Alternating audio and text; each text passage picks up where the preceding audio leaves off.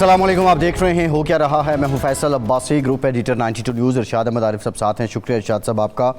इंसदाद दहशतगर्दी की 3 अदालतों ने 3 फैसले दिए हैं और इन 3 फैसलों में कौमी असम्बली में opposition leader Umar Ayub, senate में opposition leader Shibli Faraz, PTI की पार्लिमानी लीडर जरताज गुल, सुन्नी इत्तेहाद काउंसिल के सरबराह साहबजादा हामिद रज़ा समेत 100 से ज़ायद मुल्ज़िमान हैं जिनको सज़ा दे दी गई है। इन्हीं फ़ैसलों में फवाद चौधरी, ज़ैन कुरैशी और ख़याल कास्त्रो उन नुमायाँ लोगों में हैं कि जिनको बरी किया गया है। तकरीबन 80 के करीब मुल्ज़िमान ऐसे हैं कि जिनको इन फ़ैसलों में इन इल्ज़ामात में बरी भी किया गया है। पाकिस्तान तहरीक इंसाफ़ के लिए जो आने वाले दिन हैं वो कैसे हैं, और पाकिस्तान तहरीक इंसाफ़ जो 9 मई का बोझ है और जो तौक है ये गले में कब तक लटकाए फिरती रहेगी, ये एक बुनियादी सवाल है। आज के प्रोग्राम में हम इस पर बात करेंगे। असद उमर साहब का नाम भी सामने आया है कि उनको भी सज़ा दी गई है। पाकिस्तान तहरीक इंसाफ़ ने जो रद्द-ए-अमल दिया है, उनका ये कहना है कि अब वो हाई कोर्ट से और अपर कोर्ट से इस मामले में अपील करेंगे, रुजू करेंगे। दूसरी जानिब जो बड़ी डेवलपमेंट है, अमरीकी सदर डोनाल्ड ट्रंप की तरफ से गुज़श्ता रात एक पैगाम सामने आया सोशल मीडिया पे, जिसमें उन्होंने ये कहा है कि पाकिस्तान और अमरीका का तिजारती मुआहिदा हो गया है, अमरीका पाकिस्तान से तेल निकालेगा। और डोनाल्ड ट्रंप ने तंज भी किया है भारत पर कि वो दिन दूर नहीं कि जब पाकिस्तान इंडिया को तेल एक्सपोर्ट करेगा। डेफिनेटली बहुत बड़ी एक पाकिस्तान की डिप्लोमेटिक इकनॉमिकल अचीवमेंट है। इसके असरात क्या होंगे, और इसके साथ साथ इस वक्त जो अमरीका और पाकिस्तान के ताल्लुकात बेहतर हुए हैं और मार्का हक़ के बाद जो पाकिस्तान की कामयाबी है भारत के साथ बायलैटरल इश्यूज़, स्पेसिफ़िकली कश्मीर और पानी का जो है, क्या इस दबाव के बाद भारत पाकिस्तान के साथ मुज़ाकरात की मेज़ पे आएगा, ये एक बुनियादी नुक्ता है। आज के प्रोग्राम में हम इस पर डिस्कस करेंगे। भारत के अंदर तो इस वक्त जो है वो लोकसभा में ये कहा जा रहा है कि ट्रंप तो पाकिस्तान को आई लव यू बोले जा रहे हैं, और राहुल गांधी ने ये कहा है कि हर सूरत में जो है मोदी डील करेगा अमेरिका के साथ और अमेरिका की शराइत पे ही करेगा। इन तमाम मामलात पे बात करेंगे। आज के प्रोग्राम में हम डिस्कस करेंगे इस वक्त पाकिस्तान में चीनी से मुताल्लिक़ ख़बरें चल रही हैं। चीनी बहरान की हकीकत क्या है, हुकूमत की ज़िम्मेदारी कितनी है, शुगर मिल्स मालिकान की ज़िम्मेदारी कितनी है। आज के प्रोग्राम में स्पेसिफ़िकली इस पर भी बात करेंगे। हमें ज्वाइन कर रहे हैं हसन रज़ा पाशा साहब, सीनियर क़ानूनदान हैं। बहुत शुक्रिया आपका, आपसे गुफ्तगू करेंगे। इरशाद साहब, जो सानह 9 मई डेफिनेटली पाकिस्तान की तारीख़ में स्याह दिन है, इसको कहा जाता है। आज जो अदालतों ने फ़ैसले दिए हैं, इन फ़ैसलों के बाद ज़रा मुझे पॉलिटिकली अब पाकिस्तान तहरीक इंसाफ़ के बारे में आपको क्या एनालिसिस हैं, आप क्या समझते हैं कि PTI की मुश्किलात जो हैं वो मज़ीद बढ़ने वाली हैं या बढ़ चुकी हैं? अब वैसे ये 9 मई तो एक हकीकत है, उस दिन वाक़यात हुए, इंस्टॉलेशन पर हमले भी हुए, जलाओ घिराव भी हुआ, इससे तो कोई इनकार मुमकिन नहीं। बहस जब होती है तो इस बात पे होती है कि जिन लोगों को करार दिया जा रहा है, ज़िम्मेदार करार दिया जा रहा है और करार दिया जा रहा है मुलज़िम, वो हैं या नहीं हैं, वो उसमें मुलव्वस थे नहीं थे, ये कोई रियासती जो तनसीबात थी उन पर हमला था या एहतजाज था, ये एक बहस है।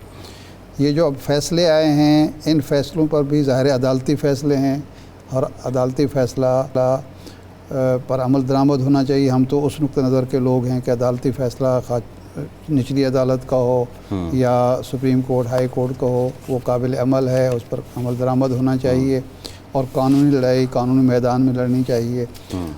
लेकिन जो सियासी पहलू है इसका, वो ये है कि यूँ नज़र आता है कि अब PTI की पार्लिमानी निज़ाम में या पार्लिमानी सिस्टम में गुंजाइश कम नज़र आती है या उसको सिस्टम बर्दाश्त करने के लिए तैयार नहीं है। क्योंकि जब ये जो लीडरशिप है, उमर अयूब है, शिबली फराज है, जरताज गुल है, साहबजादा हामिद रज़ा है और लोग हैं, उनको आप नाअहल करार देते हैं, 10-10 साल, 20-20 साल, 30-30 साल की सज़ाएँ सुनाते हैं, तो आप एक लिहाज से उनको सिस्टम से निकाल रहे हैं। और उनकी जगह कौन लेगा? ज़ाहिर है उस पार्टी का तो फिर गुंजाइश नहीं लगती ना जिसकी टॉप लीडरशिप जो है वो नाअहल हो जाए या निकाल दी जाए। तो उनके लिए ये एक चीज़, जो लोग उकाब हैं PTI के अंदर, जो लोग समझते हैं कि पार्लिमानी निज़ाम में हमारे लिए कोई गुंजाइश नहीं है, अदालती निज़ाम से हमें कोई रिलीफ नहीं मिल सकता, वो मजबूत हो रहे हैं जो इस सिस्टम के ख़िलाफ़ हैं। क्योंकि 8 फरवरी के बाद ये लोग थे, उमर अयूब या ये लोग थे कि जी हम सिस्टम के अंदर रहते हुए जदोजहद करेंगे और अपने हुकूक हासिल करेंगे। अब इन लोगों को जो फाख्ताएँ समझी जाती थीं उनको अगर सिस्टम निकाल के बाहर कर रहा है, इसका मतलब ये है कि फिर उन लोगों को जो उकाब हैं और जो सिस्टम के कोई ज़्यादा हक़ में नहीं है, स्ट्रीट पावर को इस्तेमाल करने के हक़ में, उनको मजबूत किया जा रहा है। ठीक है, लेकिन ये कानूनी जो इसके पहलू हैं वो ज़ाहिर है हसन रज़ा पाशा साहब जो हैं वो हमारी बेहतर रहनुमाई कर सकते हैं। उनसे पूछ लेते हैं कि एक तो पाशा साहब, इस फ़ैसले को, ये 3 अदालतों के आज फ़ैसले आए, कल भी फ़ैसले आए, परसों भी फ़ैसले आए मुख्तलिफ़ अदालतों के, तो आप इसको किस नज़र से देखते हैं और क्या इनको इस पर PTI को हाई कोर्ट में किसी ऊपर की अदालत में रिलीफ मिल सकता है, या इतने मजबूत ये फ़ैसले हैं कि ये कहीं भी चले जाएं फ़ैसले बरकरार रहेंगे? मैं ये अर्ज़ कर रहा हूँ कि बिल्कुल PTI के इन लोगों को जिनको सजाएं हुई हैं इनको चैलेंज करना चाहिए। और आपने देखा होगा कि इससे पहले भी जितनी सजाएं चैलेंज की गई हैं, इमरान खान साहब की अपनी भी, तो वो एपेलेट कोर्ट्स ने उनके डिसीजन जो है वो अदरवाइज किया है, एक्विटल भी किया है। अब आप देख लें कि अगर आप नहीं चैलेंज करते तो इट मीन्स कि आप इसको तस्लीम कर रहे हैं ये गलत है या सही है। सही। इसमें दूसरी कोई राय नहीं है कि 9 मई के जो वाक़यात हैं वो इतने ऑब्जेक्शनेबल हैं, उन पे जितनी भी मजम्मत की जाए वो कम है। और आपको ये भी याद होगा कि जनाब इमरान खान साहब ने खुद ये फरमाया था कि 9 मई के जो जिम्मेदारान हैं उनको सज़ा मिलनी चाहिए। फिर जो जिम्मेदारान हैं उनका तयन अदालतों ने ही करना है और अदालतों ने करना है अवेलेबल एविडेंस की बुनियाद पे। ठीक है, मान लेते हैं कि जो वो वर्कर्स या वो लीडर्स जो कि इस फैसलाबाद में ISI की उस बिल्डिंग ऑफिस या हेडक्वार्टर पे हमला आवर हुए, उनकी फुटेज की वजह से उनको पहचाना गया और भी एविडेंस थी कलेक्ट की गई, उनको सज़ा बिल्कुल ठीक है, देखा जाएगा कि आगे क्या बनता उनका। लेकिन वो लोग जो वहाँ पे मौजूद नहीं थे उनको सज़ा देना एक बड़ा क्वेश्चन मार्क है, क्योंकि उनको उनके खिलाफ केस साबित करने के लिए इंतहाई स्ट्रॉन्ग एविडेंस की ज़रूरत होती है, क्योंकि वो अबेटमेंट में उनको सज़ा हुई है। 109 PPC जिसके तहत जनाब जुल्फ़िकार अली भुट्टो को भी शहीद को भी जुडिशल मर्डर किया गया, वो 109 में के वक़ूए के वक्त वो वहाँ मौजूद नहीं थे, लेकिन ईमा पे, उनके हुक्म पे, उनकी ईमा पे चूँकि ये कत्ल हुआ लिहाजा उनको भी मैक्सिमम पनिशमेंट दी गई। तो जब मैक्सिमम पनिशमेंट आप देते हैं तो फिर स्ट्रॉन्ग एविडेंस इतनी होनी चाहिए कि जिसका कोई और तोड़ ना हो। तो अब देखें कि एक ही दिन एक ही वक्त मुख्तलिफ शहरों में, कुछ 220-25 शहरों में आर्मी तनसीबात पे हमला हुआ, तोड़ फोड़ हुई, जलाओ गिराओ हुआ। वो कई FIRs लाहौर में भी उसी टाइम मुलव्वस हैं, पिंडी में भी हैं, पेशावर में भी हैं, फैसलाबाद में भी और मुख्तलिफ शहरों में। तो फिर देखा जाएगा कि क्या physical attendance, physical appearance Faisalabad में मौजूद थी। ये क्वेश्चन मार्क है जो शायद आगे चलेगा जब तो एपेलेट कोर्ट देखेगी, एनालाइज करेगी और उसको इस फैसले उनकी हद तक अनडू कर सकती है। अच्छा भाई साहब, अगर उमर अयूब ख़ान या शिबली फराज या इस तरह के लोग जो जिनका फैसलाबाद से कोई ताल्लुक़ नहीं है, दूर दराज के इलाकों से ताल्लुक़ रखते हैं, वो ये साबित करने में कामयाब रहे कि हम तो वहाँ मौजूद ही नहीं थे और हम किसी साजिश का हिस्सा भी नहीं है, तो उसका फ़ायदा दूसरे मुल्ज़िमान को भी होगा जिनको मुलव्वस किया गया, जिनको सज़ाएँ सुनाई गई, जो फिज़िकली मौजूद थे? आपका बहुत अच्छा सवाल है। मैं जो भी बात कर रहा हूँ कानूनी नुक्ता निगाह से बात कर रहा हूँ, बिल्कुल आपके तवज्जो से नाज़रीन तक भी ये बताता हूँ। आपने देखा होगा कि हमारे मुल्क में अमूमन FIRs होती हैं, कत्ल करने वाला एक होता है, लेकिन सारे उसके अहले खाना को, ख़ानदान को, भाई हैं, बाप हैं, इवन ख़वातीन को भी मुलव्वस कर देते हैं कि वो भी शामिल थे। अब जब तफ्तीशी मरहला आता है तो उस पे तफ्तीशी ऑफिसर कुछ लोगों को बेगुनाह कर देता है, असल मुल्ज़म को गुनाहगार करता है और कुछ लोगों को गुनाहगार करके बाकियों को बेगुनाह करके चालान अदालत में सबमिट करता है। और जब एविडेंस होती है तो एविडेंस में जब कोर्ट एनालाइज करती है तो जो मौके पे मौजूद नहीं होते या उन्होंने पार्टिसिपेट नहीं किया होता उनको बेगुनाह उनको बरी कर देते हैं, और जो मुल्ज़म है जो असल करने वाला होता है उसको कैपिटल पनिशमेंट के बजाय उम्र कैद की सजा दे देते हैं। और अमूमन हमने देखा है कि जब ऐसे मुल्ज़मान जिनके को अक्यूज उसी एविडेंस की बुनियाद पे बरी हो जाते हैं उनको अपीलेट कोर्ट या सुप्रीम कोर्ट ऑफ पाकिस्तान शक का फायदा दे के उनको भी बरी कर देती है जी। तो बेनिफिट असल मुल्ज़मान को भी उन बेगुनाह अफराद को गैर ज़रूरी तौर पर मुकदमे में बतौर मुल्ज़म शामिल करने की वजह से जब वो बरी हो जाते हैं तो उसका फ़ायदा असल मुल्ज़म को भी पहुंचता है। ये कई ऐसे मुकदमात हमारे सामने हुए हैं कि असल मुल्ज़मान भी उनकी वजह से बच जाते हैं। अच्छा पाशा साहब ये बताइए, अभी एक और भी मामला है, अब डिग्री इन लोगों के ख़िलाफ़ जो मेंबर पार्लियामेंटेरियन थे अदालत से आ चुकी है टिल द मोमेंट, इनके पास एक अपील दायर करने का भी टाइम होगा, 3 माह होगा या 4 माह होगा? 30 दिन होता है। 30 दिन मेरा ख्याल। अब वो 30 दिन में इस दौरान जब डिग्री आ चुकी है तो क्या इन नुमाइंदों को इलेक्शन कमीशन इस डिग्री की बेस पे डीसीट कर सकता है या इस 30 दिन का उसको इंतज़ार करना पड़ेगा? देखें, जब आप नायल सज़ा हो गया है तो जिस दिन सज़ा हुए हैं उस दिन आप नायल होंगे और फिर इलेक्शन कमीशन ऑफ पाकिस्तान अपना स्केड्यूल दे सकता है। अब 30 दिन तो बहरहाल कानून में दिए गए हैं और प्रोप्राइटरी यही डिमांड करती है कि उनकी अपील तक उनको रोका जाए। लेकिन अब एक बड़ी इंपॉर्टेंट बात है अब्बासी साहब कि जिनको 10 साल सज़ा हुई है उनका केस फौरी तौर पे फिक्स होने की कोई इम्कान नज़र नहीं आते। उनकी सज़ा जो है वो सस्पेंड नहीं होगी। अलबत्ता जिनके 3 साल या 3 साल से कम सजाएं हुई हैं उनकी शॉर्टर पनिशमेंट तस्वर करते हुए उनकी जो सजा है उसको वो सस्पेंड कर सकती है अदालत, क्योंकि डिवीजन बेंच जो है वो बैठेगा। डिवीजन बेंच मीन्स के हाई कोर्ट के 2 मुअज़्ज़ज़ जज साहबान इस अपील की समाअत करेंगे। अब छुट्टियां भी हैं, पता नहीं वो अपील की समाअत होती है या नहीं होती, ये भी एक मसला होगा उनके लिए। अच्छा, इसी से ये जो आप फरमा रहे हैं इससे ही ये सवाल पीटीआई वाले उठा रहे हैं कि ये 26वीं तरमीम के बाद जो है हमें इसी तरह की तवक्को थी, और हवाला दिया जा रहा है जमशेद दस्ती के केस का कि जिसको इलेक्शन कमीशन ने ख़ुद ही नायल कर दिया और फिर लाहौर हाई कोर्ट ने उनको कहा कि जी आप डायरेक्ट नहीं, यानी उनका मौक़िफ़ था कि डायरेक्ट नहीं कर सकता था इलेक्शन कमीशन, अदालत की डिग्री ज़रूरी थी और उसकी वजह से उनको स्टे भी मिल गया। तो ये जो 30 दिन की मुद्दत कानून में दी गई है उसका फ़ायदा मुल्ज़िम की बजाय अब मुद्दई को पहुंचेगा और इलेक्शन कमीशन आज खुद फैसले करेगा। आप समझते हैं कि 26वीं तरमीम की वजह से हो रहा है कि अपील डिले होती है, अपील सुनी नहीं जाती, पहले तो फ़ौरन सुन ली जाती थी? नहीं, इस तरह नहीं है। अपीलें जो हाई कोर्ट में होती हैं वो अपनी टर्न पे होती हैं।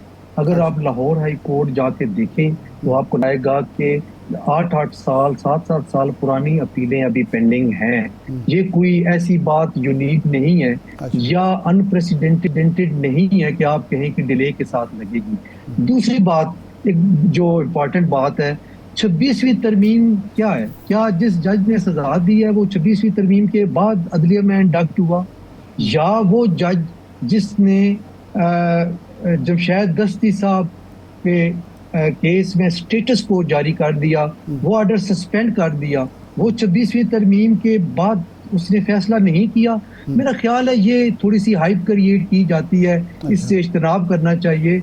वो मुअज़्ज़ज़ जज साहबान अभी भी हाई कोर्ट्स में मौजूद हैं जो कि पीटीआई के लोगों को रिलीफ दे रहे हैं और वो केस की फाइल दे के करते हैं। आप सबको इस खाते में जब कर दिया जाता है जी पूरी जुडिशरी 26वीं तरमीम के बाद हुकूमत की ताबे हो गई है, ये मेरा ख्याल है कि ये एक गलत जो है वो मिथ बन गई है।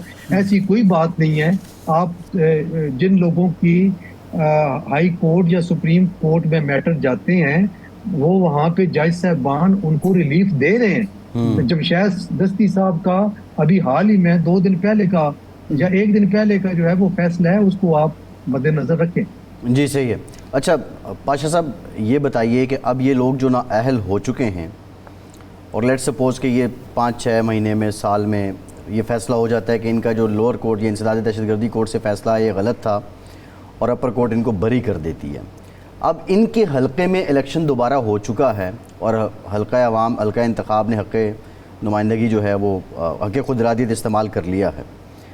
तो ये क्या जस्टिफिकेशन है? वो जो MNA होगा और इनकी जो नाअहली साबित हो जाती है कि वो गलत थी, तो उस पर फिर आइन क्या कहता है? क्या ये दोबारा बहाल हो सकते हैं? बिल्कुल, अगर अदालत चाहे, आला तरीन अदलिया चाहे तो ये मुमकिन हो सकता है, ऐसी कोई बात नहीं है। लेकिन मेरा ख्याल ये है कि प्रोप्राइटी यही डिमांड करती है कि इलेक्शन कमीशन ऑफ पाकिस्तान को उजलत करने से इज्तनाब करना चाहिए। एपीलेट कोर्ट का देखना चाहिए, फौरी तौर पे आप करा रहे हैं। सानिया निश्तर 1 साल हो गया इस्तीफा दे चुकी थी, आज उसका इलेक्शन हुआ है उस सीट पे। तो ये चीज़ें सारी देखनी चाहिए। कम से कम इक्विटी ये डिमांड करती है कि बैलेंस्ड आप चलें। आप आईनी एक इदारा है, आपको बैलेंस रख के चलना चाहिए। तमाम जो पार्टीज हैं वो आपके लिए बराबर होनी चाहिए। पिक एंड चूज करना वो नामुनासिब है, और जब आप पिक एंड चूज करते हैं और कोई अगर आवाज़ उठाता है तो फिर आपको माइंड भी नहीं करना चाहिए। हम माजी में भी हम देखा है कई लोगों के जो नाअहल हुए या सज़ा याफ्ता हुए, नाअहली सज़ा याफ्ता हुए तो उनको फौरी नाअहल नहीं किया गया। इलेक्शन कमीशन ने इंतज़ार किया, कई महीने के बाद इलेक्शन हुए या उसी दौरान वो बरी हो गए और वो दोबारा अपनी सीट पर बराजमा हो गए। या माजी में हम देख चुके हैं। अब आप ये समझते हैं ये जो प्रोपेगेंडा किया जा रहा है कि जी इन सज़ाओं के नतीजे में PTI को पार्लिमानी निज़ाम से बाहर निकाला जा रहा है, PTI के लिए कोई स्पेस नहीं छोड़ी जा रही, तो आप कानूनी तौर पर देखते हैं कि ये कानूनी फ़ैसले हैं या इनका कोई पॉलिटिकल इम्पैक्ट है? देखिए, इसके पॉलिटिकल इम्पैक्ट को हम नज़रअंदाज नहीं कर सकते जी। अरशाद साहब, आप देख लें कि इस केस में leader of the opposition in national assembly, leader of the opposition in senate, दोनों को सजा सुनाई गई है। Punjab assembly as well. मैं एक चीज, जी वो पंजाब की पहले हो गई ना। मैं अर्ज ये करना चाहता हूँ कि अब जो कानून क्या कहता है, कानून ये कहता है कि जब सजा हो जाए तो आप अपील फाइल कर सकते हैं। अपील फाइल करने के लिए वो अपील एंटरटेन ही तब होगी जब आप सरेंडर करेंगे बिफोर पुलिस। अब इन लोगों को जो आगे जो एक बड़ा मरहला आ रहा है वो ये है कि ये बेल पे तो हैं, लेकिन जब ये अपील फाइल करेंगे तो दफ्तर, हाई कोर्ट का दफ्तर एतराज लगा देगा कि आपने सरेंडर नहीं किया, लिहाजा लामोहला तौर पे इनको पुलिस के सामने सरेंडर करना पड़ेगा। पुलिस इनको जेल में भेजेगी और फिर जब जेल में होंगे तो फिर इनकी अपील को हाई कोर्ट एंटरटेन करेगी।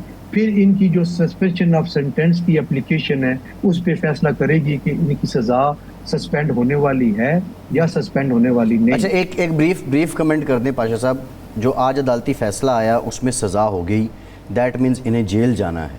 जब सज़ा होगी तो उसके बाद किसी भी किस्म की जो बेल हो उसका क्या स्टेटस रह जाता है? देखिए, बेल सज़ा होने के बाद बेल नहीं होती, वो फिर जो सस्पेंड होती है वो सेंटेंस, वो इस बेल ही तस्वर की जाती है आम हालात में, लेकिन उसको कानूनी इस्तिलाह में सस्पेंशन ऑफ सेंटेंस कहते हैं कि सज़ा मुअत्तल होगी। और जब सज़ा मुअत्तल हो जाती है वक्ती तौर पे till final decision of appeal, तो फिर वो बेल बांड दे के बाहर आ सकते हैं। फिर वो इसी तरह स्टेटस होगा कि जिस तरह बेल पे कोई ट्रायल के दौरान बेल पे कोई मुल्ज़म होता है। जी ठीक, बहुत शुक्रिया हसन रज़ा पाशा साहब। आपके वक्त ब्रेक के बाद वापस आएंगे और बात करेंगे कि पाकिस्तान और अमेरिका में जो तिजारती मुआहिदा हुआ है इस बारे में। हमारे साथ रहिए।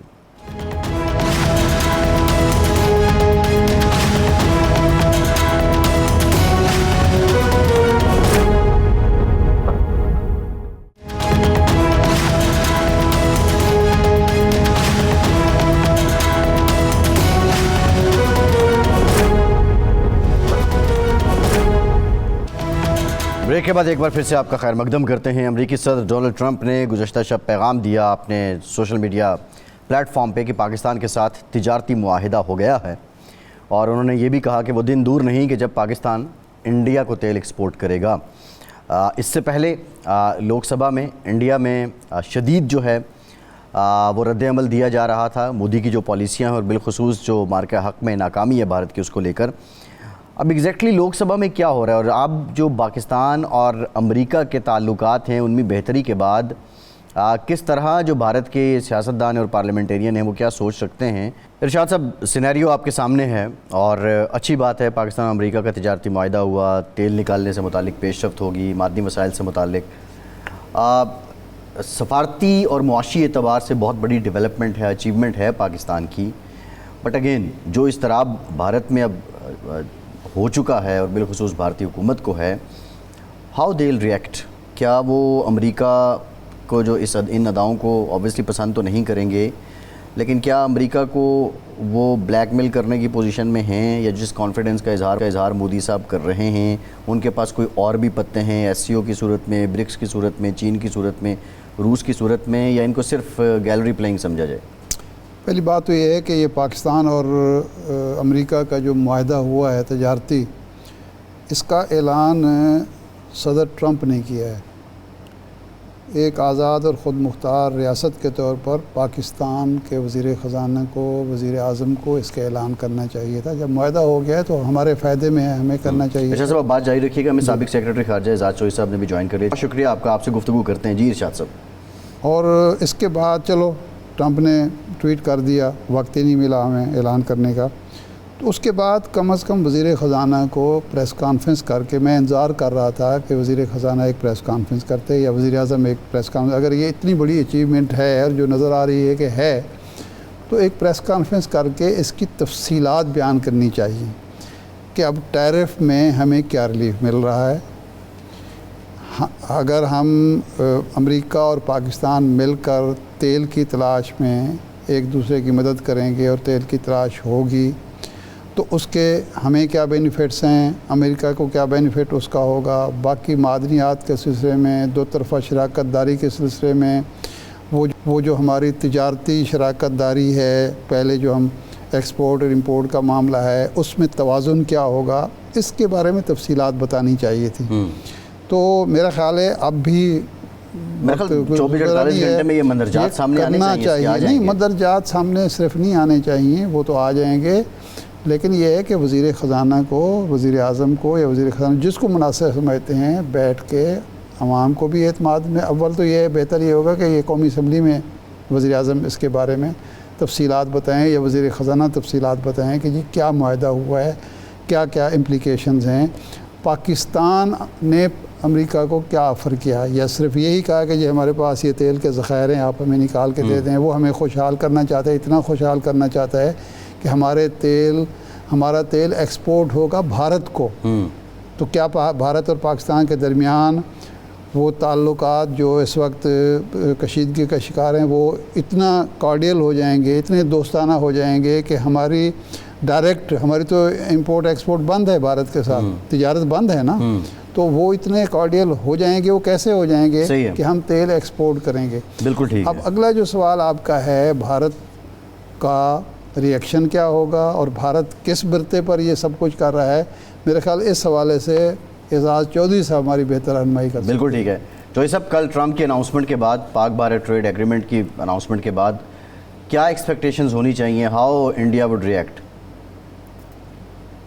देखिए, जो इस वक्त डोनाल्ड ट्रंप साहब की पाकिस्तान पे जो नवाज़शात हैं वो हमारे लिए कम हैं और हिंदुस्तान के लिए एक ज़्यादा पैगाम है। वो खफा हैं हिंदुस्तान से। वो कहते हैं पिछले 2 दहाइयों में आपने हमसे हर किस्म का अस्करी साजो सामान लिया, आपने हमसे इक़्तिसादी इमदाद ली, लेकिन आप रूस के साथ भी खेल रहे हैं, उनका तेल भी खरीद रहे हैं, उनसे पहले आपने S-400 भी ख़रीदा था। तो उनको खफगी है। और दूसरा उनको ये है कि हिंदुस्तान कुछ ज़्यादा ही मगरूर हो गया था। उनके जो बयानात ऐसे आ रहे थे उससे लगता था कि जैसे हिंदुस्तान को, क्योंकि अमेरिका ने नेट सिक्योरिटी प्रोवाइडर बनने का कहा था जी। साउथ एशिया में, तो ये सर को चढ़ गई थी कि जैसे हम इस इलाके के अब इजारादार हैं जी। और हम सब कुछ करेंगे, और इसमें वो राइट लेफ्ट एंड सेंटर हर एक को सुना रहे थे, यूरोपियंस को भी अमेरिकन को भी, तो एक तो उधर से भी उनको खपी। फिर तीसरी बात ये है कि ये ऐसा घोड़ा तैयार किया था जो चीन के खिलाफ लड़ना था, लेकिन वो चीन क्या, वो पाकिस्तान के खिलाफ भी नहीं लड़ सका। सही। तो मैं ये समझता हूँ कि अमेरिका ये हिंदुस्तान को पैगाम दे रहा है कि हमारे पास और भी ऑप्शंस हैं। हम देखो पाकिस्तान को भी, पाकिस्तान के साथ भी मामला तय कर सकते हैं। तुम अपने आप को जरूरत से ज्यादा समझ रहे हो, ज्यादा, और you are running with the hare and hunting with the hound. तुम उधर रूस के साथ भी लगे हुए हो और हमारे साथ भी लगे हुए हो और चीन के साथ भी तजारत कर रहे हो, उधर तो कोई पाबंदियां नहीं अपनी ऊपर लगा रहे हो। तो ये कुछ इस किस्म के पैगामात जो है मेरे ख्याल में ज्यादा जो हुआ है। दूसरा, चौथी बात तो मैं ये भी कहूंगा कि वो ये जो बार बार अमेरिका कह रहा है कि जी हमने सीज फायर कराया था, और अमेरिका और हिंदुस्तान मुकम्मल तौर पर उनको झुटला रहा है, अल्फाजों में तो नहीं, लफ्जों में तो नहीं कह रहा, लेकिन झुटला ही रहा है तकरीबन, क्योंकि बार बार ये कह रहा है कि नहीं ये तो दो तरफा बुनियादों पर BGMOs के जरिए हुआ था। तो ये भी उधर एक खफगी है, उनका पूरा एक सिस्टम है अमेरिका का, वो एडवाइस करते हैं उनको कि जनाब ये देखिए इस किस्म की ये सिलसिला चल रहा है। तो हिंदुस्तान के ज़रा कड़े दिन बेशक आए हैं, लेकिन जिस तरह मैंने कहा कि पाकिस्तान के साथ उनकी जो रिलेशनशिप है वो हमेशा ट्रांजैक्शनल रही है, इसलिए हमें बहुत ज़्यादा इसमें मतलब नहीं ढूंढने चाहिए। अच्छा। हिंदुस्तान के साथ भी उनका बड़ा पुराना सिलसिला चल रहा है, इसलिए ये भी खफगी भी थोड़ी सी मेरे ख्याल में टेम्परेरी है, लेकिन अच्छा है हिंदुस्तान की ज़रा थोड़ी सी जो उनको एकदम से बहुत ज़्यादा गुरूर हो गया था, शायद उसको ठंडा करने में थोड़ी मदद मिली। जी। अच्छा, ये फरमाएं कि ये जो अमेरिका हमारे यहाँ मादनी ज़ख़ायर ढूंढता है, तेल के मामले में हमारी मदद करता है तेल की तलाश के हवाले से, तो क्या हमारे लिए कोई सफ़ारती मसाइल, तो ये तामुन जो है ये सफ़ारती मसाइल तो पैदा नहीं करेगा हमारे लिए? ये तासुर हो कि चूँकि हम तिजारती हवाले से, इक़्तिसादी हवाले से, माशी हवाले से चीन का CPEC और चीन के जो बाकी मामलात हैं, ईरान में चीन बैठा है, यानी उनके साथ उनके मुआहदे हो गए, अफ़गानिस्तान में वो है, और यहाँ अमेरिका दोबारा आता है, खा इस हवाले से ही, मुआशी हवाले से ही, तो क्या हमारे लिए कोई सफारती मसाइल तो पैदा नहीं होंगे? देखिए, चीन ने साबित किया है कि वो पाकिस्तान का गहरा और अच्छा दोस्त है जी। और पाकिस्तान ने भी हमेशा चीन के मौक़िफ़ जितने भी हैं उनकी तायीद की है जी। इसका ये मतलब नहीं है कि चीन को कोई हमसे मोहब्बत है।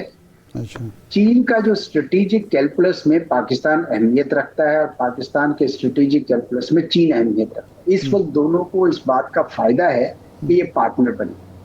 और ये अच्छी बात है कि ये शुरू दिन से 1949 में या 1951 में जब डिप्लोमेटिक रिलेशन दोनों की बनी, तो उस वक्त से ये तासुर एक दूसरे के मुतालिक मुस्बत है। तो चीन के ऊपर जो हमने कभी कभार पिछली हुकूमत ने मिक्स सिग्नल्स दिए थे, कुछ लोग कह रहे हैं मौजूदा हुकूमत भी देती है, तो ये कोई अच्छी बात नहीं है। चीन के साथ आप बिल्कुल किसी किस्म का वो ना करें। जहां तक अमेरिका का ताल्लुक है, अमेरिका के साथ हमारा चीन को भी पता है कि बहुत पुराने ताल्लुकात हैं, कई हवालों से ही बहुत बड़ा तजारती शरीक है। ये हमारी उनके साथ पुराने ज़माने में सरमायाकारी की भी रही थी, ताल्लुकात थे जो शायद दोबारा भी बन सकें। और उसके अलावा भी हमने उनके साथ हर किस्म के ताल्लुकात हैं, चाहे तालीम का मैदान हो, सेहत का मैदान हो, इंफॉर्मेशन टेक्नोलॉजी का मैदान हो, वो कैसे सब कुछ छोड़ा जा सकता है। तो ताल्लुकात तो हमने उनके साथ रखने हैं अपने मफाद की बुनियाद। जो हमारी कमजोरी है वो है कि हम नेगोशिएट अच्छा नहीं करते। अच्छा। हम जो है उस वक्त नेगोशिएशन जो नहीं, यानी मैं आपको मिसाल दे दूं, चीन के साथ तो बड़ी अच्छी दोस्ती है, लेकिन जब 2006 में FTA 1 किया, फ्री ट्रेड एरिया 1 किया, तो हमने कोई अच्छा नेगोशिएट नहीं किया। अच्छा। फिर चीन को भी एहसास हुआ कि ये ठीक नहीं हुआ, तो फिर हमने FTA 2 किया, उसमें थोड़ी सी सूरत हाल बेहतर हुई। ये तो दोस्तों के साथ भी नेगोशिएशन में आपको अपने मफादात का हिफाजत करनी पड़ती है। तो अमेरिका के साथ एजाज़ है, बिल्कुल आप दुरुस्त फरमा रहे हैं। ये फरमाएं कि अब भारत पर दबाव तो आ गया है। ट्रंप ने जिस तरह 30 बार पाकिस्तान का नाम लेके और मतून किया है भारत को, और तिजारती हवाले से भी, जो टैरिफ के हवाले से भी बातें हो रही हैं। अब ये फरमाएं कि भारत का मुमकिना रिएक्शन क्या होगा? क्या वो अमेरिका को, ट्रंप को राज़ी करेगा जिस तरह राहुल गांधी कह रहे हैं, या वो जो एक नया ब्लॉक मुतवक्किस नज़र आ रहा था ईरान का, पाकिस्तान का, रूस का, चीन का, तुर्की का, वो चाइना को राज़ी करने की कोशिश करेगा और रूस से कहेगा कि आपकी खातिर हमें तंग किया जा रहा है, वो इस इत्तेहाद में घुसने की कोशिश करेगा, या हर हालत में वो ट्रंप को राज़ी करेगा? मुझे तो ये लगता है कि वो ट्रंप को राजी करने की ही कोशिश करेंगे। ट्रंप इस वक्त उन पे दबाव डाल रहा है ताकि तजारत का जो मुआहदा होना है हिंदुस्तान के साथ, उसमें ज़्यादा से ज़्यादा सहूलतें ली जा सकें। अच्छा, जिस दिन ये मुआहदा हो गया तो ये दोबारा शीरो शकर हो सकती है। अच्छा, देखिए उसकी वजह ये बताता हूँ, क्योंकि जो स्ट्रेटेजिक कैलकुलस है अमेरिका का, उनका जो असल राइवल है वो चीन है। ठीक। और उसके लिए उन्होंने हिंदुस्तान का इंतखाब किया हुआ है। इसके ऊपर बाईपार्टिजन कंसेंसस है, बड़ी सरमायाकारी हुई है अमेरिका में हिंदुस्तान के हवाले से। तो मैं नहीं समझता कि वो हकीकत ज़्यादा तब्दील होगी, वो वहीं पे रहेगी। पाकिस्तान के साथ अलबत्ता एक टेम्परेरी किस्म का उन्होंने ये सिलसिला किया है। जिस तरह मैंने पहले कहा कि मेरी अंडरस्टैंडिंग में वो हिंदुस्तान को पैगाम है, हमारे साथ कोई इतनी शेर शकर होने की नहीं है। जहाँ तक उनकी सरमायाकारी है हमारी मिनरल्स में या हमारे तेल या गैस में सरमायाकारी है, वो अगर आपको याद हो तो जब पिछली हुकूमत थी इमरान खान साहब की, उस वक्त भी एक्सन नोबल ने आके बाकायदा ड्रिलिंग की थी, और एक वक्त तो ऐसे लगता था जैसे तेल का कुआं मिल गया, फिर वो नहीं मिला। तो इस वजह से कोई भी अगर वहाँ पे प्रॉस्पेक्ट्स हुए तो अमेरिका की जो कंपनीज हैं, ऑयल कंपनीज, वो इतनी इंडिपेंडेंट और इतनी पावरफुल हैं तो आके वो ड्रिलिंग करेंगी और वो उसमें से तेल निकालेंगे। उनको भी शायद यही तासुर मिला है डोनाल्ड ट्रंप साहब को कि कुछ प्रॉस्पेक्ट्स हैं, तो शायद वो कंपनीज यहाँ पे आके वो करें। अभी ऐसा हुआ नहीं है, लेकिन अगर ऐसा हो जाता है तो मैं फिर वही कहूँगा आपके प्रोग्राम के हवाले से कि हम लोग नेगोशिएशंस में कमज़ोर हैं। हमने रिकॉर्ड डेक करके ये वो सब में ठीक नहीं किया। अपनी कैपेसिटी बिल्ड कीजिए, अपने लीगल एक्सपर्ट्स सही रखिए। फॉरेन ऑफिस में ये नेगोशिएशंस की तरबियत लेते हैं साल साल, उनको साथ कोऑप्ट कीजिए। ये हमारे यहाँ ये होता है कि जो दूसरी मिनिस्ट्रीज है वो खुद ही नेगोशिएट कर देती हैं और खराबी पैदा होती है। Whole of the government negotiation होनी चाहिए। अच्छा, और अगर ऐसा ऑयल गैस की मिनरल इन्वेस्टमेंट होती है जरूर करें। चीन को ऑन बोर्ड रखें नंबर 1, दूसरा नेगोशिएट अच्छा करें। जी अच्छा, ये बताएं एजाज साहब, ये नेगोशिएशन वाली बात जो आपने की है, कि परवेज़ मुशर्रफ के दौर में एक सुनहरी मौका मिला था हमारे नेगोशिएटर को कि वो एक अच्छी डील करते, लेकिन वो तो अपने ना कर्ज़े माफ़ करा सके, ना कोई बेहतर डील कर सके, और हमें दहशतगर्दी की जंग में $150 अरब का नुकसान पहुंचा दिया। तो मेरा ख्याल है अब तो हम कोई बेहतर अंदाज में, हमारी चूँकि SIFC भी मौजूद है और बेहतर कोऑर्डिनेशन भी हुकूमत और दूसरे इदारों के दरमियान है, तो मेरा ख्याल अब हम बेहतर डील करने की पोजीशन में हैं। बिल्कुल आप सही कह रहे हैं। उस वक्त मुझे याद है 9/11 के बाद एकदम से पाकिस्तान पे बहुत दबाव डाला, और पाकिस्तान ने भी उस वक्त, क्योंकि एक फर्द की हुकूमत थी, उन्होंने फौरन मान भी लिया। हालांकि मेरा ये ख्याल है कि ठीक है उस वक्त शायद उनके पास और चॉइस नहीं थी, लेकिन अगर वो चाहते तो कुछ वक्त मांग सकते थे, पार्लियामेंट में ले जाते, जैसी तैसी भी पार्लियामेंट थी। एक बार डिस्कशन हो जाती है, आपको पता है मशावरत में अल्लाह ताला ने बड़ी बरकत रखी है, तो आपके लिए बेहतर नेगोशिएट कर सकते आप टर्म्स। आपने खुफिया तरीके से उनको बेस दे दिया, उस बेस से जहाज उड़ते थे, ड्रोन उड़ते थे, हमारे अपने लोगों पर बमबारी करते थे। ये अच्छी बातें नहीं हैं। इसीलिए मैं ये कहता हूँ कि जमहूरी हुकूमत का अगर कोई फायदा होता है तो वो यही होता है कि आप उनकी डिबेट करते हैं, उन चीज़ों को बेहतर तरीके से आप बेहतर टर्म्स ले सकते हैं। इस चीज़ को मेरे ख्याल में हम कई बार नज़रअंदाज कर देते हैं। उस ज़माने में मैं न्यूयॉर्क में था, तो इनके कुछ 6 दौरे हुए थे 5 साल में इनके मुशर्रफ साहब के, और इनको बड़ी वहाँ पे अहमियत दी जाती थी, बड़ी पजीराई होती थी। वो उसी में बह कर चले गए कि जनाब ये सब कुछ बहुत हो रहा है। हालांकि मैं समझता हूँ कि वो खाली प्रोटोकॉल से हमारी तसल्ली नहीं होगी। हमारे लोगों को पता चलना चाहिए कि हमारे, जिससे पहले अभी आप थोड़ी पहले बात भी कर रहे थे, कि हमारे लोगों के साथ जितनी ट्रांसपेरेंसी हो, जितना उनको बताया जाए, जितनी बहस तमीज हो जाए, उतना फायदा होगा। उसकी वजह ये एक ब्रीफ कमेंट कर दें। आपने बैकग्राउंड भी दिया, हाल का भी बताया। ये जो बलूचिस्तान में अमेरिका अगर मादनी वसाइल के लिए आके सरमायाकारी करता है, यहाँ पे अमेरिका आके अपनी डिगिंग वगैरह या R&D करता है, तो ये इंडिया जो प्रॉक्सी वॉर कर रहा है, क्या ये ख़त्म हो जाएगी, ये रुक जाएगी? देखिए, मैं हमेशा से इस बात का हामी रहा हूँ कि पाकिस्तान में अगर अमेरिका की सरमायाकारी होती है तो वो पाकिस्तान की इस्तेहकाम के लिए बेहतर होगा। यानी मुआशी इस्तेहकाम मैं की बात खाली नहीं कर रहा, मैं सिक्योरिटी के लिए भी कह रहा हूँ, क्योंकि उस वक्त हिंदुस्तान के ये जो प्रॉक्सीज हैं, BLA और TTP, उनको भी इसका खमियाजा भुगतना पड़ेगा और हिंदुस्तान को भी भुगतना पड़ेगा। अब तो हिंदुस्तान ने कह दिया ना कि टेररिस्ट और प्रॉक्सीज में कोई फर्क नहीं, तो ठीक है, तो फिर हमारे नजदीक हिंदुस्तान भी फिर टेररिस्ट समझा जाएगा, क्योंकि BLA उनकी प्रॉक्सी बन के आता है यहाँ पे। तो ये अमेरिका को भी ज्यादा उसका हिंदुस्तान का ये चेहरा नजर आएगा। हाँ, मैंने जिस तरह पहले कहा आपको, ये कोई इसमें कोई हर्ज नहीं, सारी दुनिया में हर तरफ से सरमायाकारी होती है। पता नहीं क्यों हमारे लोग इस बात से खाइफ रहते हैं कि जी हम सिर्फ चीन के साथ चले जाएं या सिर्फ अमेरिका के साथ चले जाएं। भाई क्यों? आप अपने कौमी मफाद में जो फैसले करें, चीन के साथ तो 100% आप रहें, लेकिन अमेरिका का दामन ना छोड़िए। वो भी ठीक है, सरमायाकारी करें, पाकिस्तान का फायदा होगा उसमें। पाकिस्तान के अंदर जितने तुर्की, यूरोप, जितनी भी सरमायाकारी होगी वो हमारे इस्तेहकाम में इजाफा करेगी। जी ठीक, बहुत शुक्रिया चौधरी साहब आपके वक्त का। एक ब्रेक के बाद वापस आते हैं।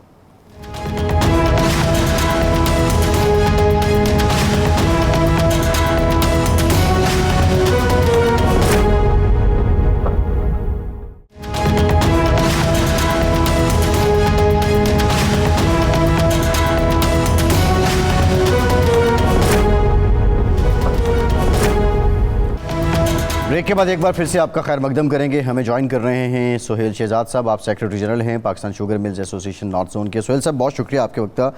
ये बताइएगा कि आज ख़बर चल रही थी कि हुकूमत की तरफ से ये फ़ैसला लिया गया है कि 18 के करीब शुगर मिल्स मालिकान हैं, उनके नाम ECL में डाल दिए गए हैं। इसकी हकीकत क्या है? क्या वाक़तन ऐसा हुआ है? जी, thank you for having me जी। बस साहब, अभी तक हमारे पास इस किस्म की कोई ऑफिशियल कंफर्मेशन नहीं है और मीडिया पे आया है बिल्कुल ये, लेकिन हमें कोई कन्वे नहीं हुआ। अगर ऐसा हुआ है तो ये अफसोसनाक है। सही है। और ये भी शुगर इंडस्ट्री जी major second largest agro waste industry है जी, टेक्सटाइल के बाद। कोई 1000 बिलियन का ये इकोनॉमिक एक्टिविटी जनरेट करती है। क्रशिंग सीजन के दौरान 225 बिलियन का ये टैक्सेस देती है, डायरेक्ट इनडायरेक्ट टैक्सेस, और बिलियन डॉलर्स की इंपोर्ट सब्स्टिट्यूशन प्रोवाइड करती है। नेशनल इंडस्ट्री है। अगर इसको इस तरह किया जाएगा तो मैं तो अफसोस ही कर सकता हूँ इसको। सुहेल साहब, ये जो बहरान पैदा हुआ या पैदा किया गया, इसकी आप क्या वजह समझते हैं? जब शुगर मिल मालकान, शुगर मिल एसोसिएशन का ये मौक़िफ़ है कि हम तो 165 रुपये चीनी दे रहे हैं, सप्लाई कर रहे हैं, आगे जाके वो महंगी बिक रही है, इसकी वजह क्या है? क्या सिर्फ डीलर है उसकी वजह, जुआ माफिया है, या कोई और है? जी इरशाद साहब, ऐसा है कि जो प्राइसेस हैं, ये जैसे किसी भी कमोडिटी की, फूड कमोडिटी की प्राइसेस डिटरमिन करती हैं market forces, demand and supply की। शुगर का भी यही है। और ये शुगर प्राइसेस कुछ ऊपर जा चुकी थी और जब गवर्नमेंट ने टेकअप किया और हमने इना जेस्चर ऑफ गुडविल गवर्नमेंट के साथ एक एग्री किया कि जी एक्स मिल रेट को 165 पे रखा जाएगा और बाकी जो रिटेल है उसकी जिम्मेदारी गवर्नमेंट की। तो अभी जो प्राइसेस ऊपर गई थी वो देखें, इसका मार्केट सेंसिटिविटीज हैं। जो स्पेकुलेटर्स हैं, सट्टा माफिया है, जो इसमें स्टॉकिस्ट है, वो तो इसी शॉर्टेजेस का जो नारा लगा के और वो प्राइसेस को अपवर्ड ट्रैजेक्टरी पे लेके जाते और उसी में जाहिर है उनका फायदा होता है। तो जब गवर्नमेंट एक साइड पे खुद ही कहे कि शॉर्टेज ना होने के बावजूद भी अगर इंपोर्ट करने का कहे, तो फिर जाहिर है मार्केट ने इन्फ्लुएंस तो होना है। यानी गवर्नमेंट ने जब ये कहा कि जी हम इंपोर्ट करेंगे और फिर आज तो वो बिडिंग भी हो गई, तो उससे स्टॉकिस्ट को, सट्टा माफिया को फ़ायदा उठाने का मौका मिला। इसमें हमारी ब्यूरोक्रेसी का, हमारे जो कारपरदाजान हैं, उनका कितना किरदार है? जी, मैं यही अर्ज कर रहा था कि ये इस हवाले से मिसमैनेजमेंट है। हम कॉन्टिन्यूसली शुगर एडवाइजरी बोर्ड की मीटिंग्स में और गवर्नमेंट के साथ तमाम मीटिंग्स में ये रिक्वेस्ट करते रहे हैं कि इंपोर्ट्स की कोई ज़रूरत नहीं है। हमारे पास अगले क्रशिंग सीजन तक पहुंचने के लिए काफ़ी स्टॉक्स मौजूद हैं। अच्छा। और साथ साथ हमने एक और जेस्चर ऑफ गुडविल किया कि हमने कहा कि हम तमाम मिल्स जो हैं वो 1 नवंबर से स्टार्ट कर लेंगे। नॉर्मली 15 नवंबर के बाद स्टार्ट होती है। हमारे पास एम्पल स्टॉक्स हैं जी, स्टॉक्स की कोई इशू नहीं है। नहीं तो नहीं ये तो फिर हुकूमत क्यों तुली हुई है और आज बिडिंग भी हो गई है? वो इंपोर्ट अगर कर रही है तो उससे एक तो हमारा जो गन्ना पैदा करने वाला काश्तकार है उसको क्या नुकसान होगा, और शुगर इंडस्ट्री किस बहरान का शिकार होगी? जी डेफिनेटली, जब आपके पास ग्लट होगा, शुगर स्टॉक्स हायर साइड पे होंगे, सप्लाई ज्यादा होगी, मार्केट्स प्राइसेस क्रैश मजीद करेंगी और एबिलिटी टू पे जो शुगर मिल्स की है टू शुगर के फार्मर्स, वो मिनिमाइज हो जाएगी। सुहेल साहब, जो आप बात कर रहे हैं, एक जानिब आप ये कह रहे हैं कि एनफ शुगर है शुगर मिल्स के पास, इसके बावजूद हुकूमत इंपोर्ट कर रही है। मार्केट में जो शॉर्टेज है वो रेगुलेटरी नहीं हो सकी रिटेलर्स पे, इसकी वजह से एक डिमांड एंड सप्लाई का इशू क्रिएट किया गया। तो इस सारी सूरत हाल में इस वक्त जो कैंपेन चल रही है शुगर मिल्स मालिकान के ख़िलाफ़, ब्लेम आपको किया जा रहा है, तो एक्चुअली इसमें फ़ॉल्ट कुछ डिटरमिन किया आपने कि फ़ॉल्ट कहाँ पे हो रहा है? क्या हुकूमत के एंड पे है या ब्यूरोक्रेसी कर रही है? जी, मैं इसमें किसी पे कोई ब्लेम नहीं करूंगा। इसमें कुछ मिसमैनेजमेंट का रोल मैं समझता हूँ कि है। स्पेकुलेटर्स जो हैं, जो होल्डर्स हैं, उनका इंटरेस्ट यही है कि शुगर प्राइसेस अपवर्ड ट्रेंड पे रहें और वो इस किस्म की चीज़ों को और रेजिस्ट करते हैं। जाहिर है, जब 165 की प्राइस को एग्री किया तो जो स्टॉकिस्ट थे या जो स्पेकुलेटर्स थे, उन्होंने हाई प्राइसेस पे शुगर ली हुई थी, तो उनको तो ये नुकसान हुआ। वही इसमें हर्डल्स क्रिएट कर रहे हैं और यही मिसमैनेजमेंट होगी। जी ठीक, बहुत शुक्रिया सुहेल साहब, secretary general Pakistan sugar mill association north, हमारे साथ मौजूद थे। इरशाद साहब, प्रोग्राम का टाइम खत्म हो गया। आपका शुक्रिया। आज के प्रोग्राम से इतना ही, इजाज़त दीजिए।